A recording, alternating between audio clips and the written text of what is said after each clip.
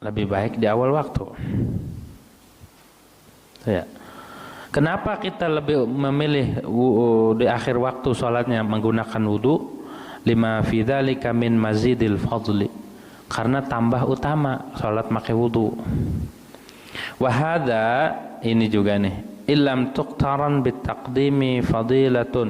Kalau tidak berbarengan dengan mendahulukan maka tayamum, fadilatun, satu fadilah, kal jama'ati, seperti berjamaah. Ada orang nih kalau sholat di awal nih nggak ketemu nih, nggak ada air, tapi yakin nanti di akhir waktu ada air karena udah mendung begini, pasti di akhir waktu ada air nih, turun hujan. Bolehkah dia sholat di awal waktu pakai tayamum? Boleh, tapi yang afdal di akhir waktu. Dengan catatan kalau di awal waktunya tidak ada fadilah lain. Kalau di awal waktu walaupun menggunakan tayamum dia sholatnya berjamaah, maka awal waktu lebih utama. Walaupun pakai tayamum. Wa illa fahuwa afdalu, itu lebih utama. Tapi kata ulama begini, na'am, betul memang awal waktu pakai tayamum berjamaah lebih utama ketimbang akhir waktu nunggu wudu, nunggu air. Al afdalu ayyusalliha awalal waqti bitayammumi. Yang afdal begini, salat di awal waktu pakai tayamum. Di awal waktunya dia pakai tayamum. Wa akhirahu bil ma'i. Nanti kalau ada air dia salat lagi. Wudu pakai air karena udah ada air. Tayamum kalau nggak ada air batal tayamumnya.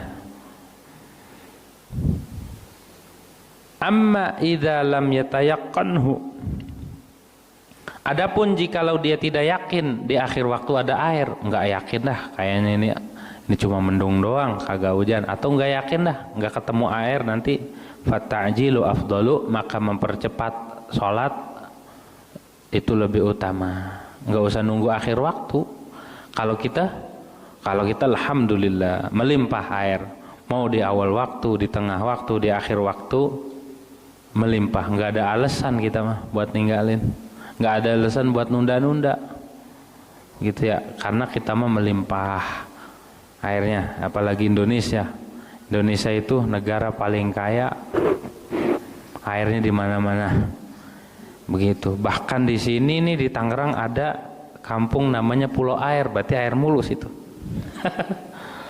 Begitu tuh, pintu air, bukan pulau air, pintu air. Ada pulau air, ada pintu air. Begitu ya, luar biasa Indonesia mah. Naam,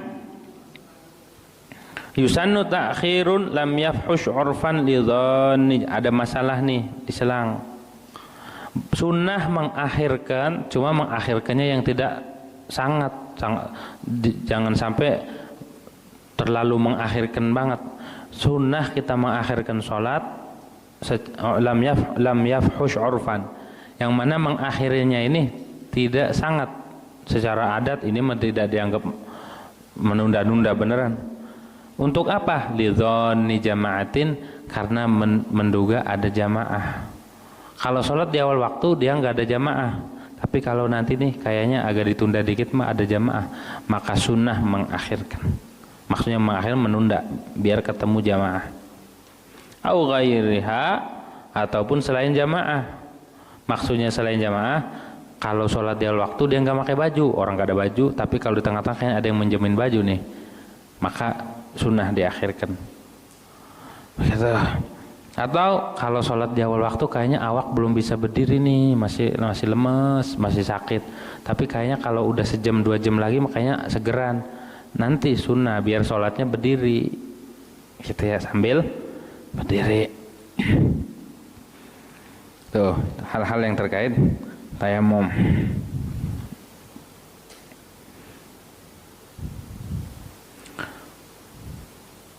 Wala yajibu,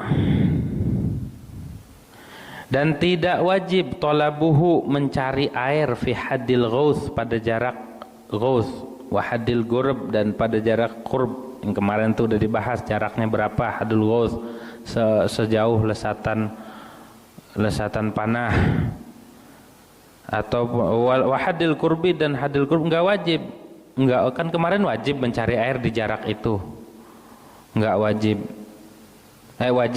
Wajib juga catatannya illa idza amina nafsan. La yajibu talabuhu fi hadil ghauth wa hadil qurbi illa idza amina nafsan wa udwan wa bud'an wa malan.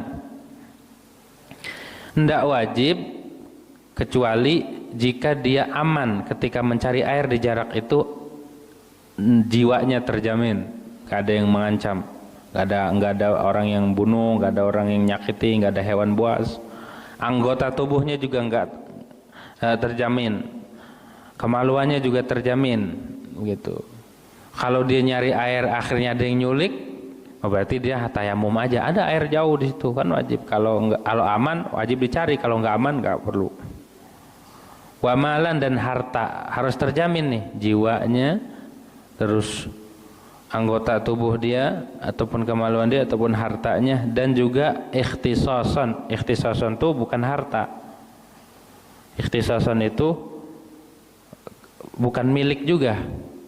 Ikhtisas kayak anjing, itu ikhtisas namanya. Nggak bisa dijual belikan. Orang nggak bisa jual beli najis, nggak bisa. Kayak ayam, kan ada orang ternak tuh banyak teh ayamnya. Itu nggak boleh dijual karena bukan milik. Syaratnya yang dijual itu milik dan juga syaratnya suci. Sedangkan teh ayam najis. Itu gimana ngejualnya? Itu bukan jual, namanya naqlul yad, memindahkan ke tangan doang. Saya pindahkan nih kepemilikannya, saya pindahkan tangannya, betul. Bukan jual beli. Muhtaramatin, yang dimuliakan, walau li ghairihi, walaupun punya selain dia. Harus terjamin tuh. Juga syaratnya harus terjamin wa aminan qita'an anir rufqah. Terjamin dia terputus dari rombongan. Kalau dia nyari-nyari air akhirnya ditinggal sama rombongan, berarti nggak wajib udah nyari. Karena kalau seandainya saya nyari ini ditinggal nih, udah pakai tayamum aja. Tuh. Wa illam yastawhish, walaupun di hati tidak merasa resah, tenang. Tapi kalau saya nyari air malah ditinggal nih sama rombongan. Kalau urusan Jumat mah nggak ada nih. Aminan qita'an anir rufqah, terjamin akan terputus dari rombongan. Beda sama tayamum kalau urusan Jumat. Kalau Jumat mah nggak ada gantinya. Kalau tayamum, kalau pakai wudu ada gantinya pakai tayamum. Kalau Jumat nggak bisa diganti. Makanya Jumat mah nggak disyaratkan aminan qita'an anir rufqah. Juga tidak berulang-ulang setiap hari, Jumat mah seminggu sekali. Makanya nggak ada alasan buat ninggalin Jumat walaupun tertinggal. Gitu ya. Yang selanjutnya, aman dari keluar waktu. Aman dari keluar waktu. Ini ada pembahasan. Aman dari keluar waktu itu maksudnya begini. Kalau dia nyari air, akhirnya keluar waktu. Nyari air, sibuk sampai keluar. Ini syarat aman keluar waktu bagi orang yang bepergian, atau bahasa di fikihnya bagi orang yang tidak wajib qadha. Siapa itu orang yang tidak wajib qadha? Orang yang sholatnya di tempat yang yaghlibu fihi faqdul ma, yang golibnya nggak ada air. Siapa itu? Musafir. Orang di perjalanan golibnya ada air apa enggak? Enggak ada. Jadi bahasanya fi mahallin yaghlibu fihi faqdul ma, golibnya enggak ada air. Itu maksudnya musafir. Kalau musafir mah andai kata dia sholat pakai tayamum, enggak wajib qadha, enggak wajib diulang. Enggak wajib diulang. Jadi khusus syarat ini, khurujul waqt ini buat musafir. Kalau mukim nanti kalau ada air walaupun di luar waktu harus pakai air, karena percuma dia sholat di dalam waktu pakai tayamum karena harus diqadha juga. Dicari dulu, wajib dia mah nyari air. Kalau musafir syaratnya tidak wajib mencari air kalau dia tidak aman daripada keluar waktu. Kalau aman dari keluar waktu maka wajib mencari air dulu. Contohnya, wa illa, kalau dia aman dari keluar waktu, ka'an nazala akhirahu, seperti dia mampir di akhir waktu. Berarti kan aman dia dari keluar waktu. Maka itu mah tayammama wa shalla wala qada. Salat tayammum, salat dan tidak qada. Tidak qada tuh ya, enggak wajib qada. Masalah lagi. Bi khilafi man ma'hu ma'un la yahtaju fi tahsilihi ila talabin. Berbeda dengan orang yang ada air, yang untuk menghasilkan air nggak butuh nyari, cukup pulang aja. Ka'angkana fi manzilihi, seperti airnya ada di rumahnya. Walau fawqa haddil ghauth, walaupun rumahnya di atas jarak ghauth. Maka gimana? Fa yasta'miluhu wa in kharajal waqtu. Maka dia gunakan air walaupun keluar waktu, karena ada air. Nggak perlu nyari, orang di rumah sih nyari. Ada air di rumah, jauh nggak? Ya lumayan sih, gitu tuh. Balik, wudunya harus pakai air, bersucinya harus pakai air, nggak boleh pakai tayamum. Wa ma laisa fi manzilihi laisa fi yadihi, fala yu'addu wajidan lahu. Dan air yang tidak ada di rumahnya itu sama dengan air tidak di tangan dia, maka tidak dianggap dia itu wajidan lahu, menemukan air, walaupun jaraknya dekat. Tapi dia boleh tayamum aja, nggak perlu nyari air, karena airnya nggak di rumah. Kalau nggak di rumah berarti bukan di tangan dia. Gitu. Lakin fi kalami Syarqawi wa Bujairami wa ghairihima annahu law tayaqqana al-ma'a fi haddil ghusl fa innahu kalladhi ma'hul ma'. Tapi menurut Imam Syarqawi, andai kata ada air, dia yakin ada air di jarak ghusl. Haddul ghusl kemarin ya, jarak lesatan panah, hadul ghusl. Maka itu makalladzi mahul ma, sama hukumnya seperti orang yang ada air itu mah. Walaupun bukan di rumah dia tahu ada air, jaraknya hadul ghusl, maka wajib diparanin. Dicari dulu, karena hukumnya sama seperti orang yang menemukan air. Fala yushtaratu hina idzin al-amnu ala khurujil waqt, maka tidak disyaratkan ketika itu, jadi syaratkan aman dari keluar waktu. Artinya walaupun keluar waktu tetap diparanin karena ada air di situ.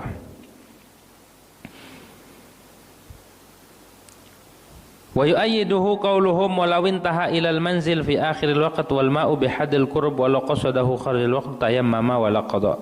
Dan diperkuat nih kalamnya Imam Syarqawi nih oleh ucapan ulama. Andai kata dia sampai ke rumah di akhir waktu, misalkan ini maghrib ya, mau ngambil air ke rumah, dia lagi perjalanan ngambil air ke rumah, di akhir waktu dapatnya. Wal ma'u bihaddil qurb, dan airnya itu jaraknya di haddul qurb. Haddul qurb itu fawqa haddil ghusl, di atas haddul ghusl. Walau qasadahu, andai kata dicari itu air, dituju, maka keluar waktu. Bagaimana? Enggak usah, itu maulah tayamum aja, tayammama wala qada. Tayamum aja dan enggak usah qada salatnya. Enggak usah diparanin dah, salat pakai tayamum dan tidak wajib qada. Lianna zahirahu anna qaulahum wal ma'u bihaddil qurb qaidun yukhriju bihi ma law kana bihaddil ghusl wa yajibu qasduh. Karena zahirnya anna qaulahum, ucapan ulama, wal ma'u, dan airnya itu berada di jarak qurb, jarak dekat, jarak selebihnya jarak ghusl. Itu qaid yukhriju, yang mengeluarkan dengan qaid tersebut akan sesuatu yang laukana bihaddil ghusl.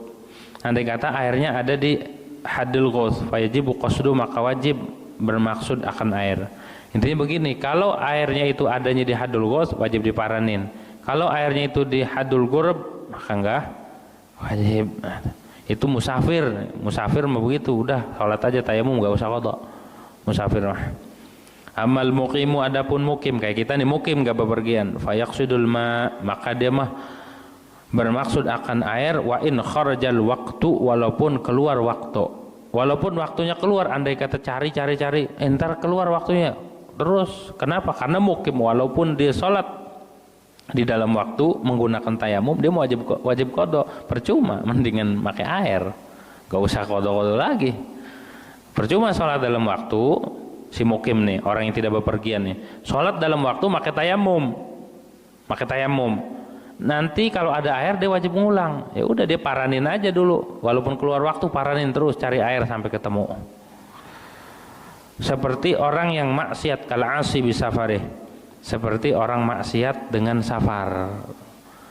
Orang maksiat nih, orang perjalanannya, ada yang maksiat fis safar, maksiat di dalam perjalanan, ada yang maksiat bisafar, perjalanan dia itu dari rumah sampai tujuan memang maksiat semua.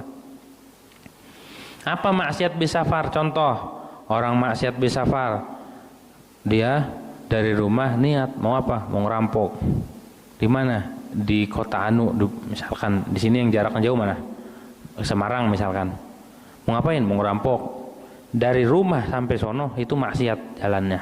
Maka orang yang maksiat dengan safar tidak boleh ngambil rukhsah, enggak boleh dia enggak boleh jama', enggak boleh qashar, enggak boleh tayamum. Kenapa? Karena dia maksiat perjalanannya itu. Ar-rukhasu la tunatu bil ma'asi, kaidah fikih. Rukhsah itu kemurahan dalam agama tidak berkaitan, tidak diperuntukkan atau tidak berkaitan dengan maksiat. Tuh. Mau nyolong, mau nonton dangdut, maksiat sepanjang perjalanan. Kalau tobat gimana? Kalau tobat dari situ dia mulainya. Di tengah-tengah perjalanan dia tobat, di situ jaraknya dia. Bukan dari rumah, dari situ. Ada enggak dua marhalah 90 kilo dari jarak dia tobat sampai tujuan? Kalau ada, berarti boleh rukhsah. Begitu. Atau begini, dari rumah dia nggak maksiat, mau kemana? Mau ada urusan, mau kerjaan di mana? Di Semarang misalkan jauh. Tapi di perjalanan dia maksiat. Di perjalanan dia itu mah boleh rukhsah karena bukan maksiat dengan perjalanannya, tapi maksiat di perjalanan. Ada maksiat dengan perjalanannya, emang maksiat dia tujuannya. Ada maksiat di tengah-tengah perjalanan, tujuan dia nggak maksiat. Kayak mau ziarah atau mau santren ataupun mau kerja, ada urusan kerjaan. Tapi di tengah-tengah perjalanan dia maksiat. Bagaimana maksiatnya? Maksiatnya di tengah perjalanan malah ngobrol sama cewek. Oh ya, di bis mampir nongkrong terus. Dia nggak ada tujuan itu, dia karena kenal di bis aja. Terus, nah itu namanya maksiat fis safar. Ada maksiat bis safar, ada maksiat fis safar. Kalau maksiat fis safar mah boleh qadha, boleh rukhsah itu mah, karena nggak diniatin. Begitu, itu terjadi karena ada kesempatan. Karena ada kesempatan, begitu. Pura-pura nanya inilah, nanya itulah, gitu. Lama-lama dari mana? Asalnya dari sini, rumahnya di mana? Di situ. Lah nanya rumah segala, emang mau ngapain? Enggak, mau numpang madang doang. Gitu. Itu namanya maksiat fis safar. Tapi menurut Imam Ibn Qasim, qala sim walau fauqa haddil qurb, walaupun selebihnya jarak qurb, gitu, harus diparanin. Walaupun jaraknya jauh, hadul qurb, alam yu'adda qasduhu safaran, selagi tidak dianggap bermaksud akan air tersebut, tidak dianggap safar. Kalau dianggap safar ya udah nggak perlu, orang jauh sih. Tuh ada khilaf tuh ya. Tuh ulama segitu detailnya, masya Allah. Kita mau udah nggak perlu kayak begini-begini, air di rumah ada, di tetangga ada, di mana-mana ada. Kita sholat di mana aja ada. Kita mau ziarah kemana aja ada semua air. Alhamdulillah, nikmat daripada Allah Subhanahu Wa Taala. Nikmat sangat melimpah itu ya. Sangat melimpah. Nah, andai kata ada air tapi nggak cukup, gimana tuh? Ada air, tapi kalau buat wudu nggak cukup buat semua. Fa in wajada ma'an la yakfihi li tuhrihi wajaba alaihi isti'maluh. Maka jikalau dia menemukan air tapi nggak cukup buat bersuci, maka wajib menggunakan secukupnya. Jangan dibuang, udah tayamum aja lah, air nggak cukup sampai kaki nih. Jangan, pakai dulu sampai muka dapat. Tapi buat yang wajib aja, jangan yang sunnah nggak. Muka, tangan, pas nyampe kepala habis. Buat kaki nggak cukup, baru kaki kanan doang. Maka sisanya ditayamumin. Tayamumnya gimana? Ya tayamumnya tayamum biasa. Mengusap muka dan bukan kakinya, kaki kanan, kaki kiri enggak. Nih tayamum bukan begitu. Tayamum tetap tayamum mengusap muka dengan debu dan dua tangan, bukan ini pakai debu kakinya ya. Kagak kaci kata kaki, enggak, maksudnya bukan begitu. Apa kaidahnya? Idzil maisur la yasqutu bil ma'sur. Sesuatu yang bisa dijangkau itu enggak gugur dengan sebab sulit. Ada kaidah lagi katakan ma la yudraku kulluh la yutraku kulluh. Sesuatu yang tidak bisa digapai semua jangan ditinggalin semua. Orang saya mampunya sodako cuma 5 besek doang, ya udah 5 aja. Jangan saya enggak disuruhnya 10 atau orang-orang 15, saya mampunya cuma 2 besek. Ya udah sumbangin 2 besek. Jangan sampai enggak sama sekali. Orang mampunya nggotong batu 10, udah angkat semampunya. Jangan sampai enggak sama sekali. Begitu. Al-maisur la yasqutu bil ma'sur. Cukupnya buat sampai mana wudu, sampai tangan. Ya udah gunain, sisanya baru tayamum. Wajib digunakan. Kemudian setelah digunakan summa ba'da istimalihi tayammama. Kalau udah digunain dan gak cukup, maka tayamum dari anggota yang sisanya.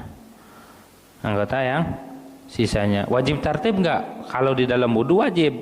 Kalau di dalam junub, orang mau mandi enggak ada air, itu sunnah tartib. Kalau di dalam wudu wajib tartib. Jangan dulu tayamum sebelum dia menggunakan air buat anggota wudu. Wajib tartib kalau dalam wudu.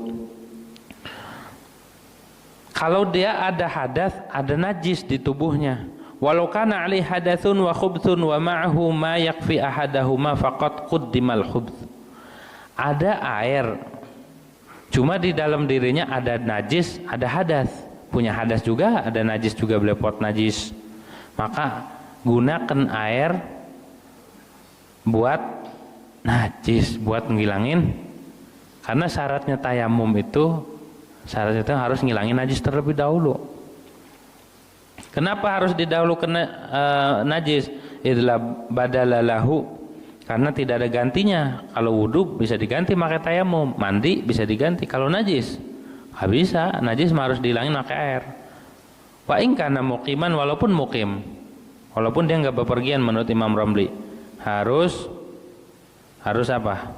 Harus mendahuluin ngilangin najis terlebih dahulu. Saking beratnya kayak najis. Kita wa yajibu syira'uhu, wajib setelah masuk waktu dia beli air. Beli air nih, wajib. Misal di perjalanan nggak ada air, beli buat wudu. Wa kadzat turabu, begitu juga beli debu kalau dijual buat tayamum, walau naqison, walaupun kurang. Wa bi mahallin la yasqutu bihil fardu, dan di tempat, walaupun di tempat yang tidak gugur fardu, maksudnya di orang yang tidak bepergian. Walaupun di tempat tinggal, wajib beli kalau nggak ada air. Wajib beli dulu. Gitu. Karena apa? Saking pentingnya ibadah tuh. Air disuruh beli buat wudu, buat mandi. Wa syira'u nahwi dalwin, dan membeli seumpama ember. Buat apa? Buat nimba. Wajib juga beli ember. Wajib. Kata tukang kelontongan, enak nih. Wajib beli ember nih. Tuh. Wajib beli ember buat apa? Buat nyiduk air, buat nadahin air. Wastijaruhu, dan menyewa. Andai kata disewakan ember, kita wajib menyewa. Saking pentingnya ibadah. Saking pentingnya kita itu ibadah, sampai segitunya wajib. Sebagaimana kama yalzamuhu syira'u satiril aurat, sebagaimana wajib akan dia membeli penutup aurat. Beli baju wajib. Andai kata dia mau sholat nggak ada baju, bajunya hilang kebakaran, bajunya diambil orang atau lupa naroknya. Mau sholat kan harus nutup aurat, maka wajib beli baju. Belinya wajib. Itu belinya wajib. Andai kata pemilik air enggak mau jual, fa in imtana'a sahibuhu min bai'ihi bi thamani misli walau ta'annutan lam yujbar alaihi lituhrin. Ada orang jual air, pas mau dibeli ogah. Bang, beli air. Enggak. Bagaimana? Apa kita paksa? Enggak usah dipaksa kalau buat wudu. Bang, beli air buat wudu. Enggak, dia enggak jual. Enggak perlu dipaksa. Begitu, nggak perlu dipaksa, nggak perlu diambilin senjata. Jual kagak? Nggak perlu. Kalau buat wudhu mah nggak usah, udah. Berarti kita tayamum aja, karena nggak dikasih. Tapi kalau buat ngasih minum hewan yang kehausan atau orang yang lagi kehausan, maka itu wajib dipaksa. Wa ujbira alaihi li'atshi muhtaramin illam yahtajhu malikuhu lidzalika halan. Kalau pemiliknya nggak butuh, kala itu nggak butuh, air ada, dia punya, kita beli, bang beli air buat apa? Hewan anak kehausan, ataupun dia haus, saya haus, ataupun anaknya kehausan, anak saya kehausan tuh, keselak kelereng, atau kehausan, beli air bang, dia nggak mau, maka dipaksa. Ambil airnya, saking pentingnya urusan roh. Tapi dengan catatan hewan yang muhtaram. Kemarin kan udah dibahas yang gair muhtaram itu siapa aja. Nah ini yang muhtaram. Ada kucing mau mati, beliin air. Nggak mau, paksa. Andai kata berantem nih, rebutan air. Saya mau ngasih minum, sedangkan dia nggak butuh. Andai kata dia terluka nggak apa-apa, nggak kena denda. Di sini sebutin gitu. Kalau dia nggak butuh, paksa, walahu hina idin muqatalatuhu alaih. Bahkan boleh dia berantem. Boleh katanya. Bang, sini airnya. Buat apa? Buat ngasih minum. Ngasih minum siapa? Anak saya lagi kehausan. Saudara saya lagi kehausan. Ayam saya belum minum tuh. Kalau dia nggak mau, boleh berantem. Berantem dipaksa. Rebut. Tuh duitnya, gitu, bayar. Sah itu jual beli begitu. Aslinya nggak sah, tapi karena lidarurah sah. Kalau bisa jual beli, kalau nggak bisa, udah berantem tuh. Fa in qatalahu fahadarun. Kalau dia sampai gara-gara air dia berantem, kemudian ada yang terbunuh, maka itu darahnya sia-sia dia. Darahnya, artinya nggak kena kisos dianya. Karena apa? Karena ada jalan agama yang membolehkan. Harus tuh ya kena kisos. Wa inna ma yajibu ma dzukira lima yakfil wajib faqat. Hanya saja wajib membeli air, wajib menggunakan air yang tadi yang enggak cukup, itu digunakan buat yang wajib saja, selebihnya enggak. Kalau dia gunakan air buat selebihnya, buat sunnah enggak wajib beli, enggak wajib digunakan. Yang wajib dulu, anggota yang wajib. Begitu ya. Belinya bisa manin au ujrah, dengan harga ataupun dengan upahan ujrah misil atau saman misil. Saman misil itu harga pasaran, upah pasaran. Biasanya air dijual berapa di sini? 5.000. Beli segitu, wajib beli kalau segitu. Dengan catatan dijualnya segitu.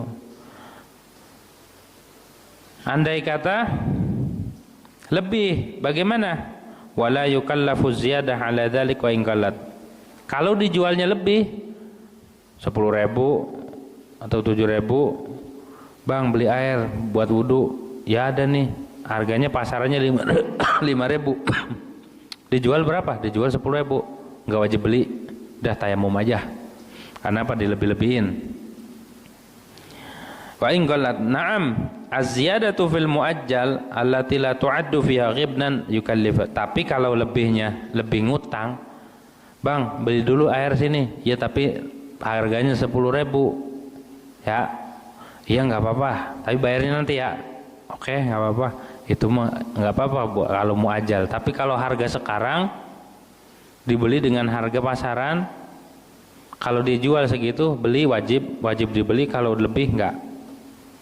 Tapi kalau lebihnya fil muajjal, bukan fil muajjal, fil muajjal allati la tu'addu fi ghibnan, dengan catatan enggak merugikan, maka itu mah dituntut beli aja walaupun dilebihin juga. Beli airnya, saking pentingnya ibadah. Subhanallah. Saking pentingnya ibadah kepada Allah Subhanahu wa taala, air aja wajib beli.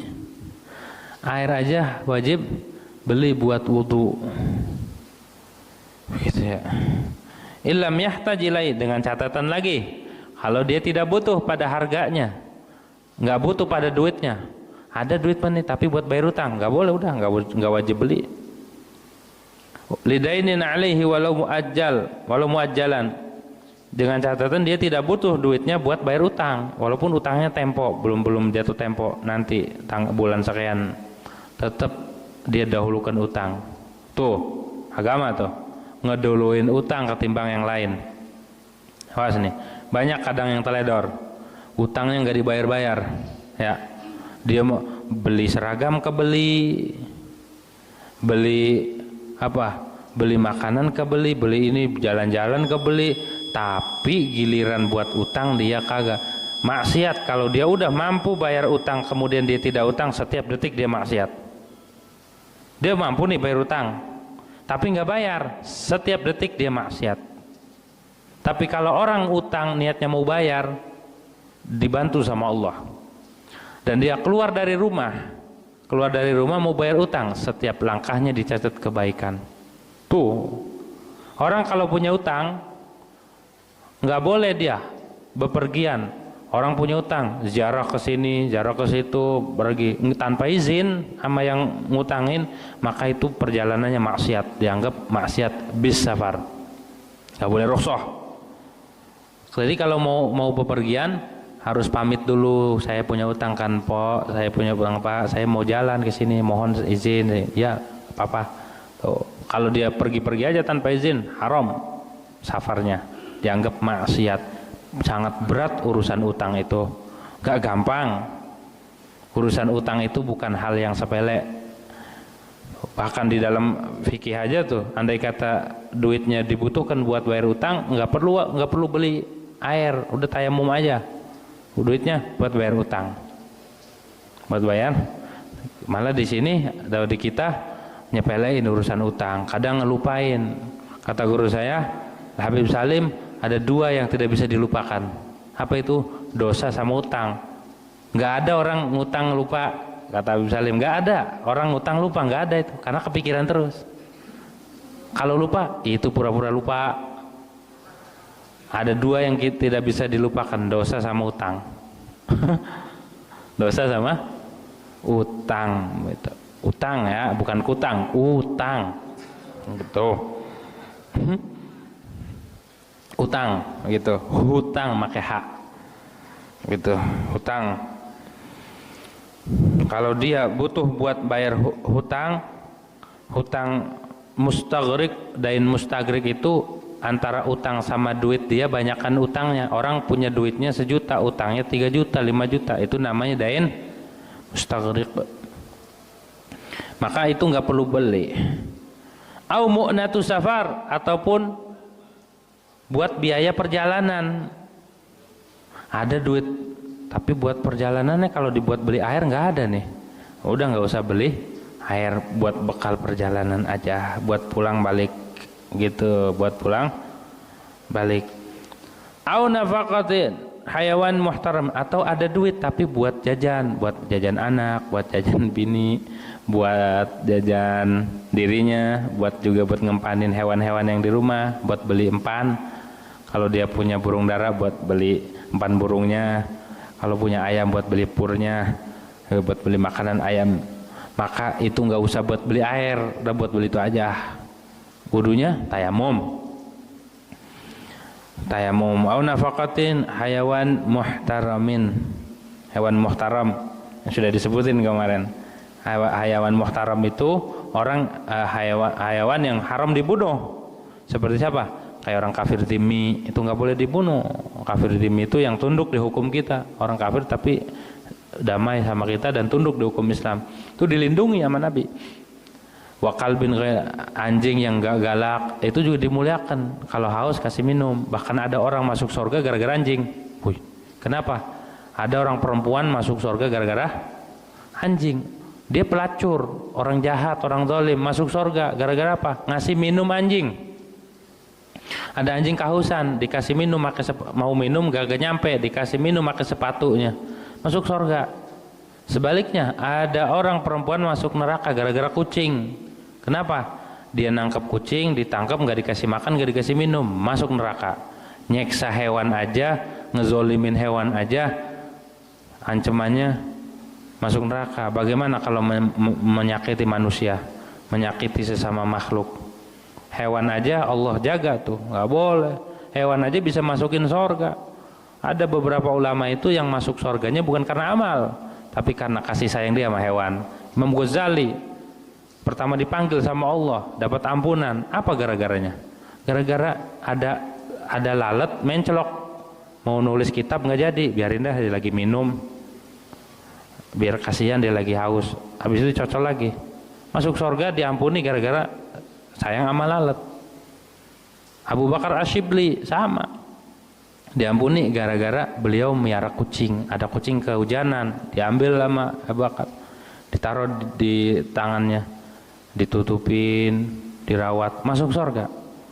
Jadi rasa kasih sayang kita kepada makhluk, jangankan kepada sesama, kepada hewan aja Allah demen, Allah cinta gitu. Saking pentingnya urusan menjaga roh, memuliakan itu ya. Nah, orang yang bi khilafi nahwi murtad, dikit lagi satu kali doh. Bi khilafi nahwi murtadin wa harbin wa tarikis shalah. Berbeda dengan orang murtad, orang yang keluar dari Islam. Wa harbin, dan kafir harbi, kafir yang memerangi Islam. Itu ghair muhtaram. Wa tarikis shalah, dan orang yang meninggalkan salat, itu enggak dimuliakan rohnya. Andai kata di kehausan, dia ngap-ngapan, enggak usah kasih minum, enggak apa-apa, enggak dosa. Karena dia ninggalin salat, dia orang kafir harbi dan murtad. Dan wazani muhsan, dan orang yang zina, yang udah pernah nikah berzina, kayak kemarin dijelasin ya, yang udah pernah nikah tapi dia berzina, itu juga ghair muhtaram. Yang kelima, wakal bin akur, dan anjing yang galak. Ada anjing galak, itu mah kalau dia mau mati, anjing nih galak sih, dia anjing nih ya, nggak usah dikasih air itu mah. Yang keenam itu khinzir, babi. Babi itu tidak dimuliakan gitu ya. Fala yajuzu li ghairi muhtaramin syurbul ma. Enggak boleh bagi ghair muhtaram minum air. Enggak boleh, udah enggak usah dibeliin, udah enggak bisa udah. Wa yatayammam wa yahtamil khilafu idza jaqatu nafsih. Yajuzu qatlu Allah. Wa yajibu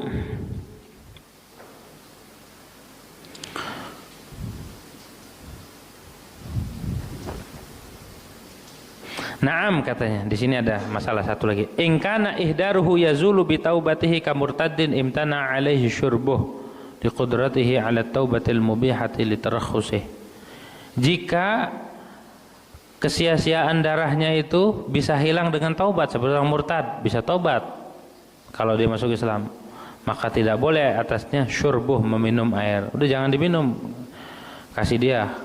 Jangan li qudratihi ala taubati, karena dia mampu untuk taubat al-mubihati li tarakhusihi, yang membolehkan buat tarakhus, buat memperoleh keringanan dalam agama. Bi khilafi nahwi zanil muhsan, berbeda dengan zani muhsan, orang yang sudah nikah zina, itu enggak bisa dihilangkan darahnya, kesia-siaan darahnya.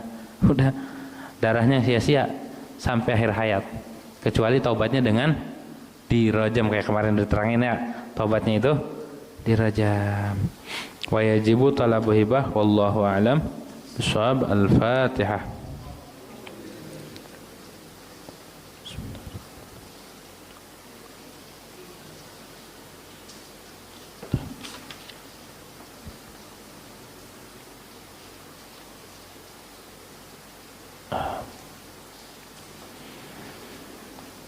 Bismillahirrahmanirrahim. Alhamdulillahirabbil alamin. Dunia fina wa kafa mazidah ya rabbana lakal hamdu kama yanbaghi li jalali wajhikal karim wa 'azimi sultanik. Allahumma shalli ala sayidina Muhammad wa ala ali sayidina Muhammad.